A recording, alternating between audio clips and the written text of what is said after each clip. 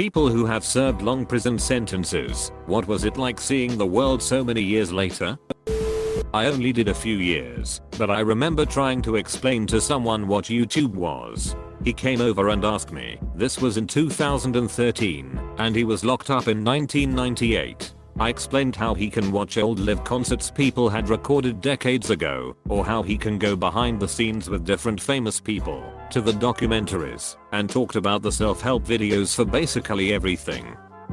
The more I explained it to him, the more I realized just how crazy it is that it exists. I did a grip in the mid-2000s. Nothing crazy long, but long enough. I remember seeing commercials for the first iPhone in my cell. After I was released, the hardest part was keeping up with people. Them having a schedule that was separate from mine. No job and nothing to do during the day made me feel just as isolated as when I was imprisoned. Not sure if I answered your question or not, but there ya go. The dishwasher at my old job served 26 years for murder. He was 21 when he went in, came out to a completely different world. I remember him constantly asking me questions to look up on my smartphone, and I never got why. Finally I convinced him to get one and spent hours walking him through it. Then I realized he thought my phone's sole functionality was to look up info, and was taken aback at how much other stuff smartphones can do. Nicest man in the world. Still keep up with him to this day. Edit. Story time for those interested in the story. I'll share. Also might add that he is very open with sharing his story because has served his time and moved on. He grew up in a very poor area. His parents worked in the custodial arts at a well-known public university. His description of the town he lived in was a total culture shock to me. Very ghetto, tons of crime. Some guy had been repeatedly raping his girlfriend at the time and told him if he raped her one more time, he'd kill him. After it happened again, he said he went to his house, buried a clip in his chest, went home and waited for the police to arrive. I remember him saying how he told his dad what he did when he got home and had already accepted the fact he's going to prison. He was 21. He's around 58 now and still works harder than anyone in the restaurant. He admits how stupid he was when he was a kid and wishes it never happened, but has accepted his circumstances and moved on. I once sat down and chatted with a guy that had gone into prison in the early 80s, not sure what for, but probably something horrible. He got out in 2015. This is Brisbane, Australia, and he said how much the skyline had changed and that there wasn't smog anymore. He was struggling quite a lot to fit in and get up to speed with society. Got out last month, was in for 17 years. Drugs. Whenever I type a question about professional wrestling trying to catch up into Google, I seem to be directed to this website, and I saw this question. People had cell phones in prison, so the technology isn't a huge change, but I think how accessible everything is because of tech is something I will never get used to. 2 nights ago I bought a prepaid debit card just to order a pizza online from a Domino's 2 blocks away. I thought that was pretty cool. I want to try Uber next. No reason why. I think I hate talking on the phone. Either I'm just really happy to be out, or everyone else seems some sort of shade of miserable now. Maybe because it's winter or something. I don't know, but everyone looks unhappier than they did when I went in. I stopped by this basketball court/park I used to play at every single day almost from the time I could walk until I was 18, and it's just empty now. I don't live in a big town or anything, but there used to always be people walking on our main street downtown with all of the stores and stuff. And now there are like no stores and nobody walking around. That was a bit sad. Prisons in the UK are kinda different. One of my parents' friends was inside for 15 years, got into a fight. He threw a punch and the other man died. Where he had constant visits and access to a television, he had a grasp of what the world is like. What he couldn't grasp was how people had changed. Him and his mates used to be the local hard men. When he came out, he saw all his mates settle down with wives, kids and careers. Other friends had got older and changed so much. That was biggest thing. People changing, not the world. Haven't served a prison sentence, but I'm a correctional officer at a state penitentiary in Texas. My unit releases about 75 a day, Monday through Friday. I work the weekends doing visitation and talk to a lot of the guys getting out a few days from most of them can't imagine what life will be like with everything around them that they see on TV. They have TV in their cells and day room, or what the city will look like.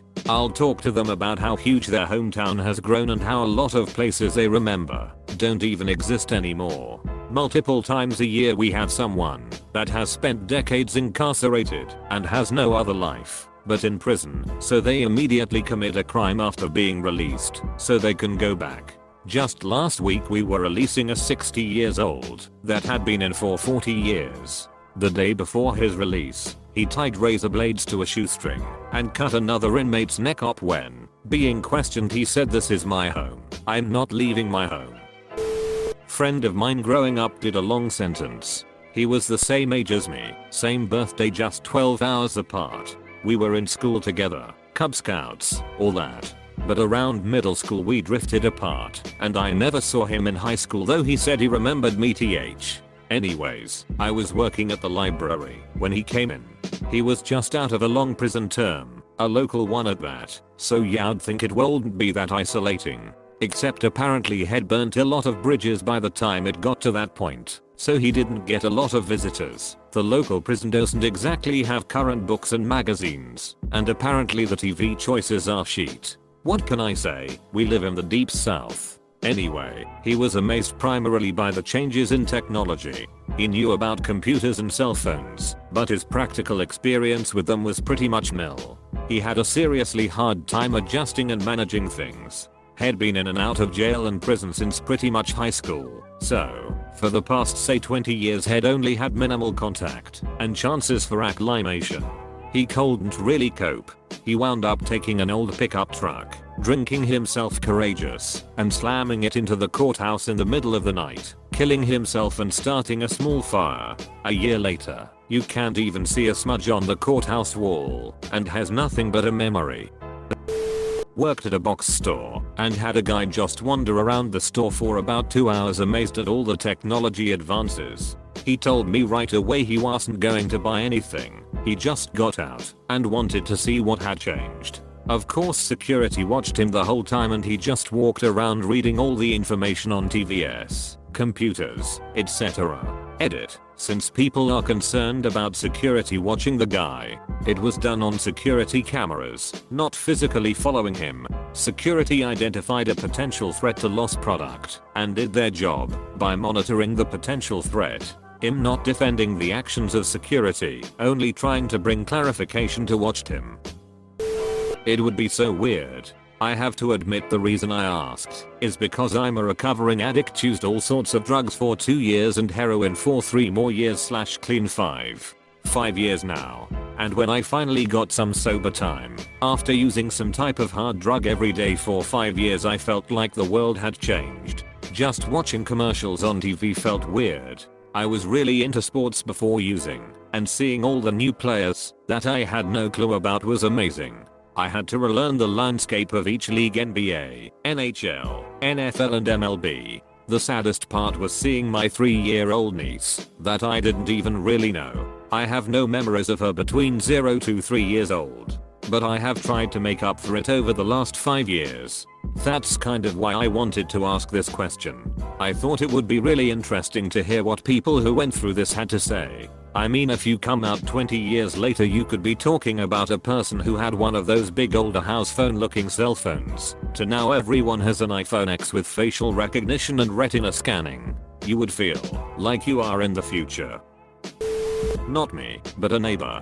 He did jail time for 19 years for killing a guy in a bar fight. All the time he was in, he thought about a girl from the neighborhood who he dated before the murder, and made a vow that when he got out, he'd find her, woo her and marry her. And he did all 3.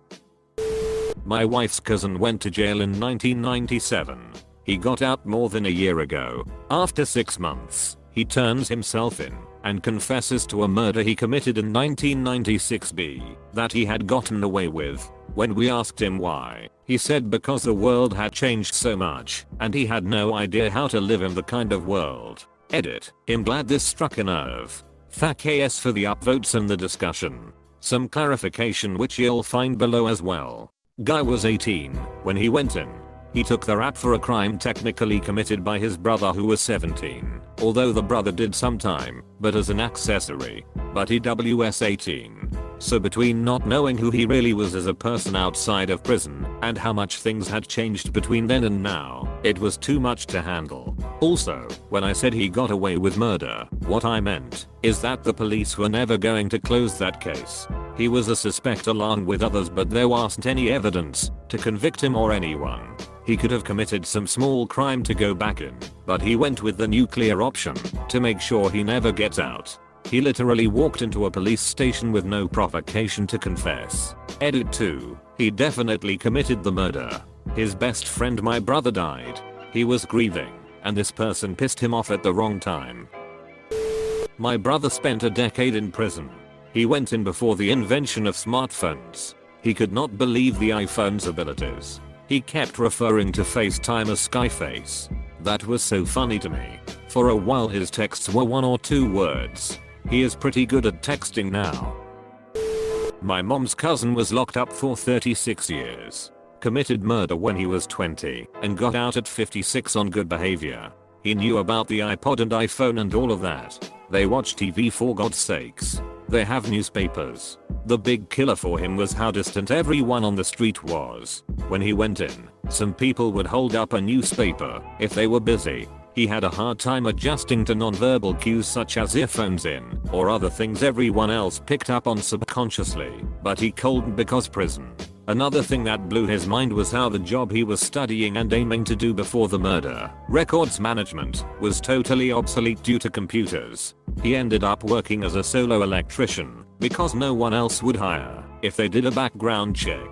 The biggest problem he has is explaining the last 40 years of his life to people. You new around here? He can't just say he grew up there.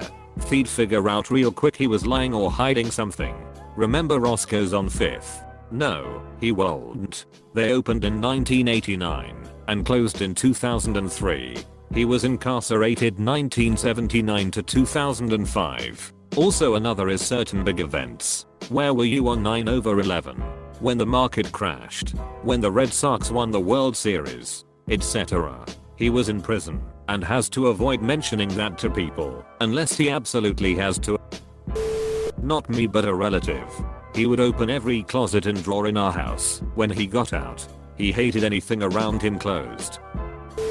I saw a video about a program in the US, I believe, where they use VR to let inmates practice real life skills like going to the supermarket, to the dentist, being provoked at a bar, and remaining calm and that kind of thing. They looked very grateful to have this opportunity and said it was much less scary to go out after that. One guy was surprised at self-checkout, wondering how supermarkets trust people to not just cut and run.